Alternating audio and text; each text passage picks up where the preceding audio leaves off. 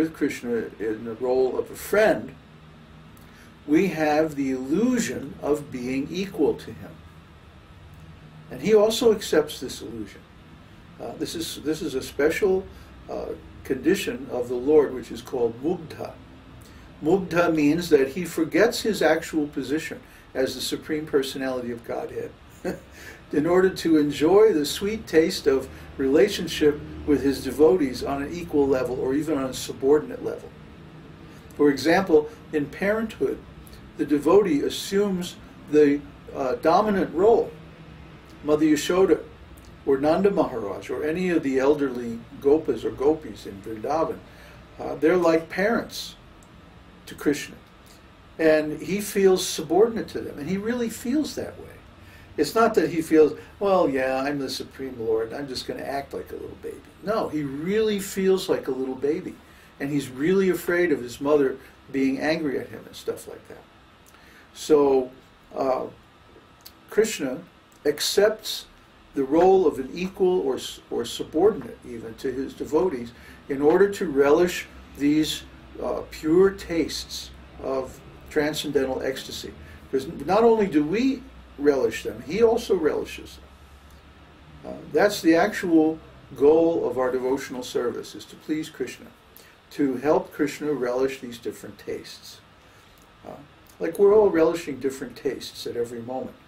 You know, because we've become so dull in material consciousness, we don't realize that at every moment we are pursuing some kind of taste. At every moment we're trying to relish some particular rasa, some particular relationship in this world. I want to be a rock star. I want to be the president. I want to be a fireman. I want to be a computer geek. No, wait a minute. No, but all of these are tastes. Every one of them has a particular emotional flavor. And we're attracted to these emotional flavors based on our nature and on our conditioning and so many things. But like I said, in the material world, all these tastes are inharmonious. They all lead to suffering. Because they're based on some kind of an illusion or ignorance that I'm the enjoyer, I'm the owner, blah, blah, blah. So when we're in Mahamaya, all these tastes are basically poisonous to the soul.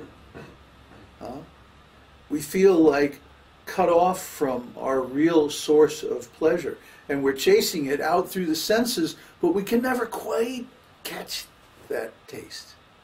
We can never quite grasp the pleasure that we're trying to achieve in material life. So we go round and round like a rat on a treadmill, you know. What are those things called? Those little Ferris wheel type things in the cage, and the rat runs on them. You've seen that, huh? What is that called? Wheel? Treadmill?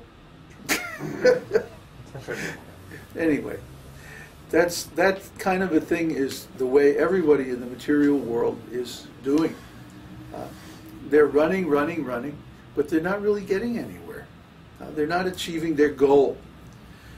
But we can achieve our goal in Krishna consciousness, because Krishna is there. Krishna is real.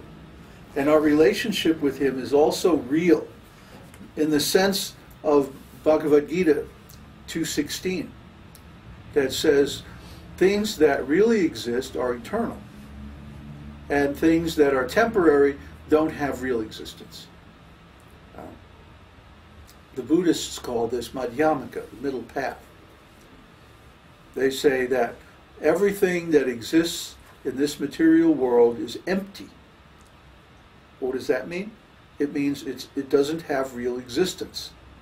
It's empty of reality. It doesn't have absolute reality. Its reality is only relative. So when we see these things in the material world and we try to enjoy them, we try to establish some rasa with them, we're always frustrated because none of these things are fully real. Which wouldn't be a problem if we were the same way, but actually we are fully real because we are a transcendental living entity, a pure spirit soul, pure consciousness. So when we, as pure consciousness, an eternal spiritual being, try to relate to something that's temporary and that's only relatively real, then we don't get the taste that we want, because what we really want is to be in relation with a being like us, fully real. You see? But because our consciousness is separate and individual, we cannot directly contact other consciousnesses in the material world. We can only contact Krishna, because Krishna is within us. He's our source. And if we follow our consciousness back to its source, back to its root, we'll find Krishna is there. See? So we can contact Krishna directly through our consciousness, but we can't contact other living entities directly through our consciousness, only through Krishna, only through Krishna's consciousness. We can have nice relationships with other devotees as long as we're all Krishna conscious. See? But if we try to enjoy ourselves independently, we can never get that full, sweet taste that we're always anxious to have. See? So only through Krishna consciousness is it possible to actually enjoy. So what do we enjoy? Well, okay, we enjoy these 5 sthāyi-bhāvas. And then there are 7 more tastes called vyabhicārī-bhāvas. Vyabhicārī-bhāvas are temporary tastes that come and go in a particular devotee's service and pastimes. They're tastes like laughter, chivalry, disgust, and so on. There's 7 of them. Okay, so there's 5 permanent tastes and 7 temporary tastes, or 12 altogether, rasas.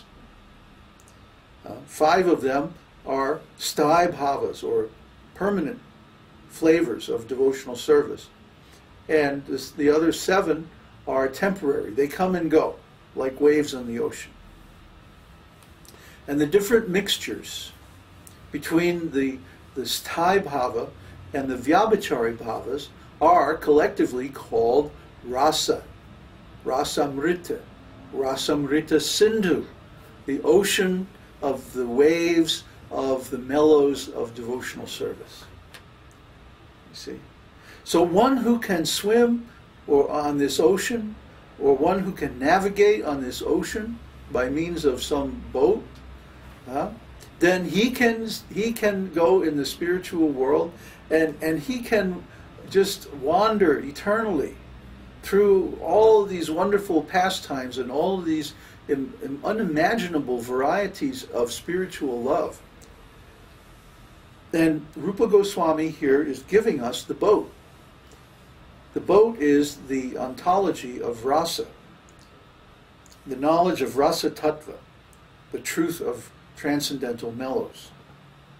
And this chapter begins the discussion of this truth by talking about the 5 kinds of rasas, or 5 kinds of bhavas.